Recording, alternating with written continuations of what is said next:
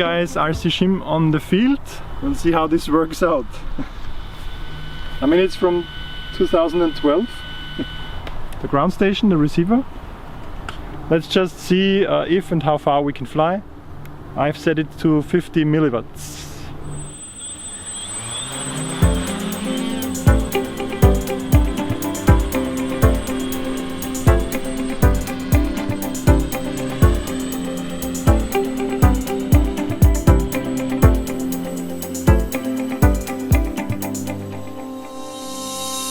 Okay, so these are 50 milliwatts.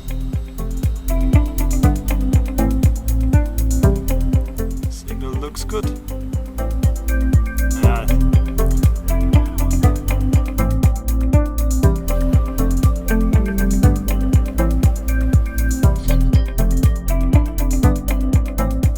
At around 200 to 300 meters with 50 milliwatts I had some digital artifacts, and despite all my measures to reduce jello, I have ugly jello, so this yellow foam doesn't work too good. But other than that, the image looks fine. Sometimes you get these artifacts.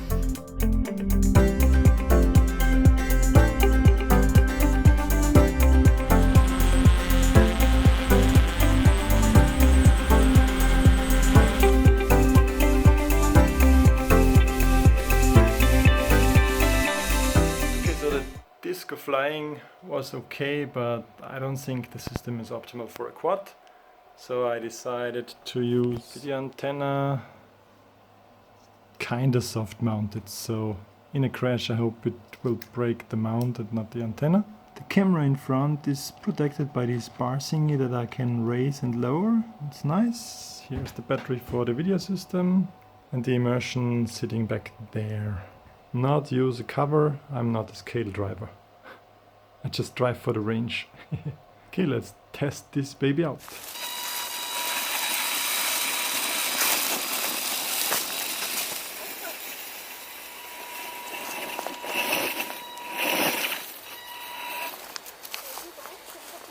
Driving around with FPV.Blue and trying to see how far we get in the woods, considering that we should have good penetration. So far it still looks nice.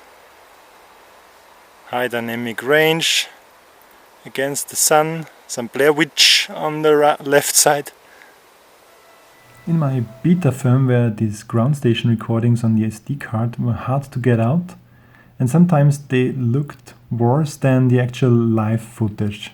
And also I don't have much of this directly recorded.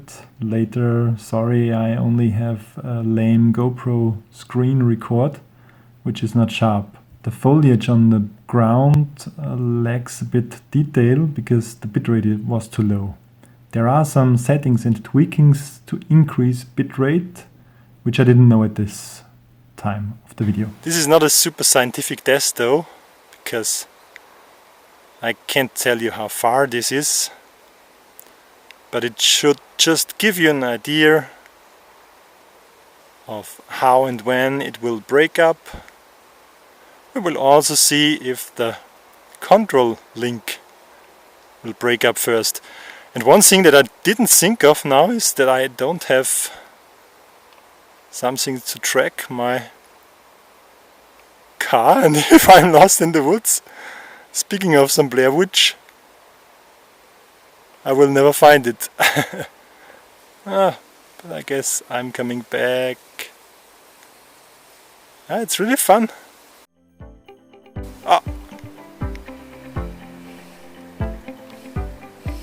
Yeah, come on. What are you? Okay.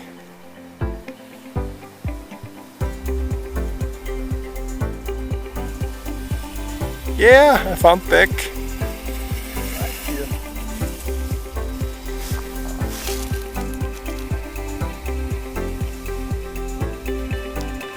It's hard to check what the road is.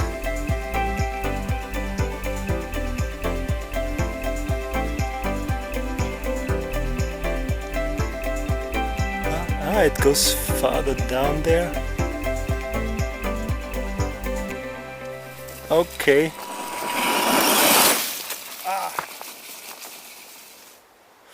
It's really no crawler that I have here, it's more a fun truck.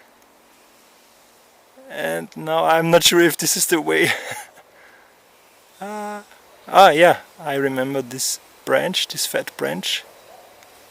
I think I remember it. Okay, this is the base station. It's the FPV.Blue receiver here. And I have one 5 dB Omni and this dipole here. I have the same dipole on the car. It's just fed by a 3-cell LiPo. And I have this HDMI cable to this very bright monitor here. Once again, sorry for this unjust footage here. If you want to skip this type of quality, go to minute 12 and you will see and can judge the image quality better there. You see some block artifacts if you have much movement. I hope nobody steals this expensive FPV system there.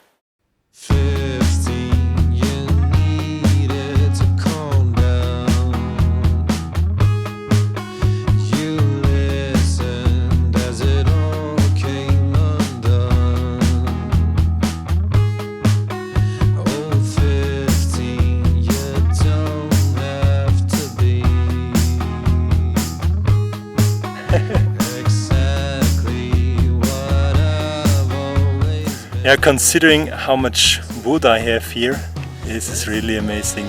I did make sure that I have fail-safe.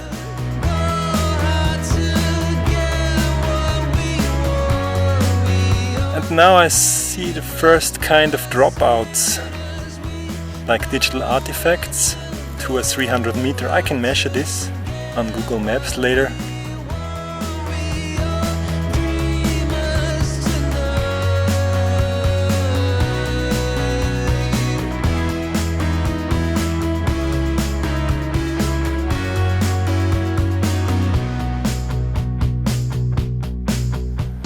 Yeah, and this no signal thing, it bothers me a bit, and I have weird colors.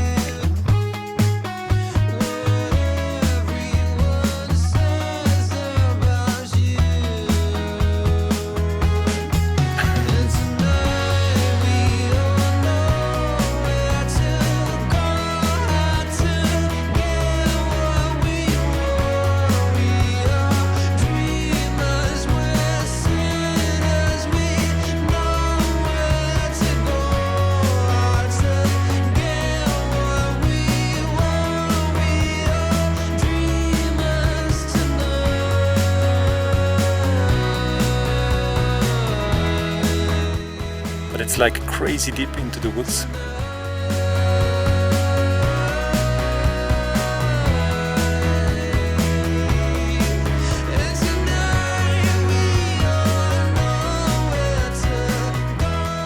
Yeah, I think I'm below the ground level. That's what's causing the video dropouts here.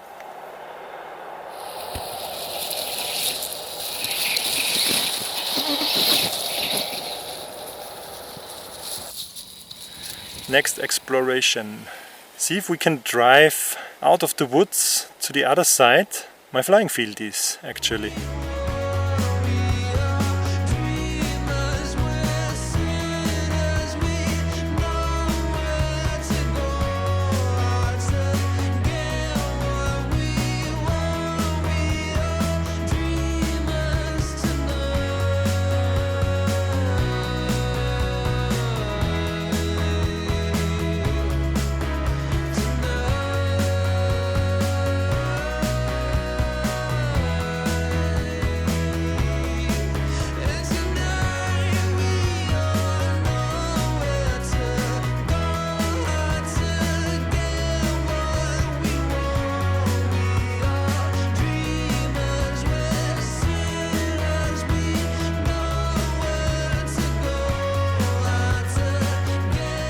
Dynamic range of the camera here really loses it, but it's hard.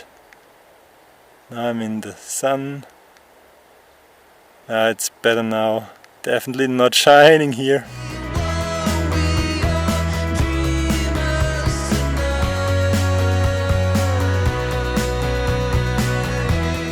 Oh, there's some horse shit over there. I hope I didn't cross it the last time when we came around here.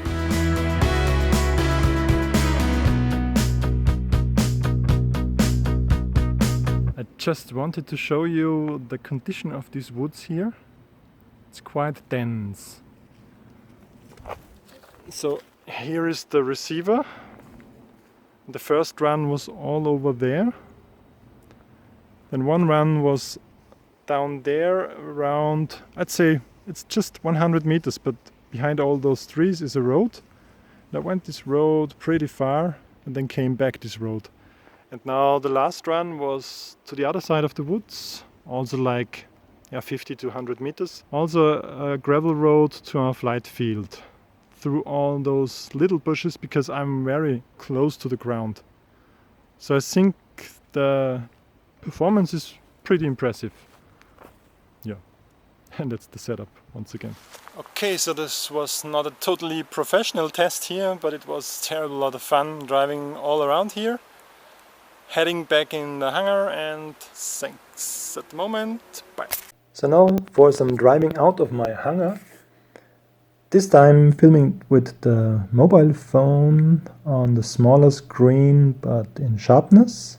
Later on from a bigger screen but with not 100% of the view overscanned.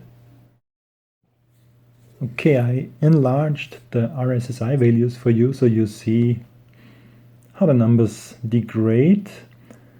You need around signal to noise ratio of 5 decibel to still have signal, and if it falls below of this you get no signal and the video breaks up. And so here you get an idea of how the signal breaks up and how long it takes to recover.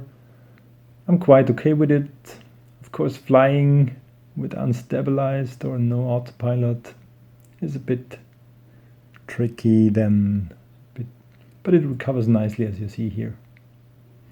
But I had a whole building and a story below, so basically I had to look through this whole building. Multiple walls, concrete, so that's the worst case here.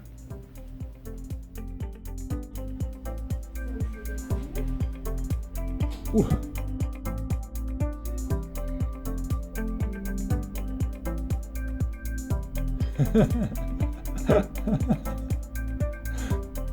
JC Chihuahua.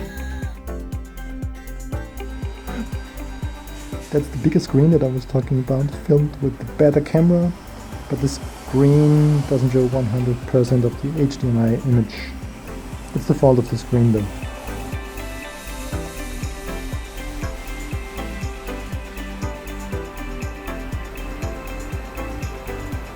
I see. He's one over there.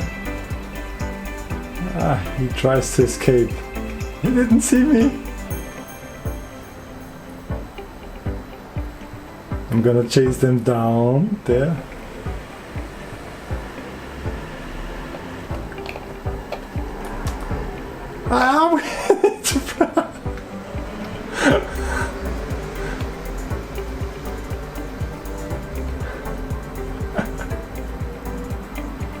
Uh-oh.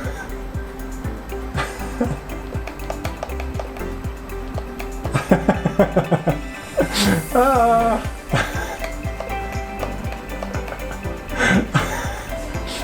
Welcome back.